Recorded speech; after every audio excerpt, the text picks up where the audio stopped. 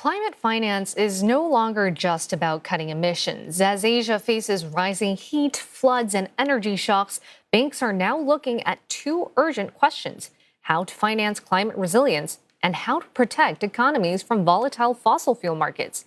And CNA's Ilakia Selvaraj joins us now, reporting from Ecosperity Week at Marina Bay Sands, where DBS and HSBC say the region needs faster capital deployment.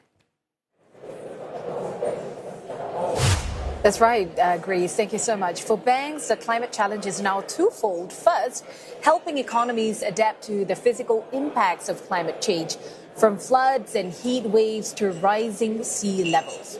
And number two, helping companies reduce their exposure to volatile fossil fuel markets by scaling cleaner energy.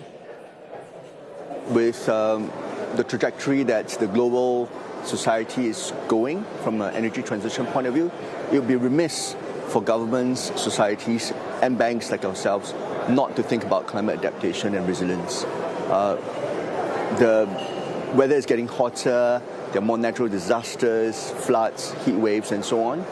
So these events will present risks to banks as we do our financing. And so if we can help to finance and assess projects for whether they're more resilient to the changing environments, as well as whether businesses are adapting to changing climate, it will really help banks when we assess our financing to businesses. But adaptation projects can be harder to finance because the risks and returns are not always easy to measure. At the same time, energy security is giving renewables a stronger business case, especially for Asia, which remains highly exposed to imported oil and gas. I think we underestimate the scale of the demand for energy.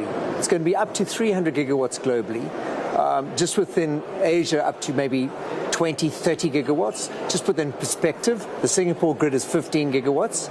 So the scale of demand is enormous. Now, the challenge we have is that baseload energy will take 5 to 8 years to bring on stream. Renewable energy, like for instance a photovoltaic cell plant or a wind farm, you could put that on stream in 9 months, maybe 18 months at worst.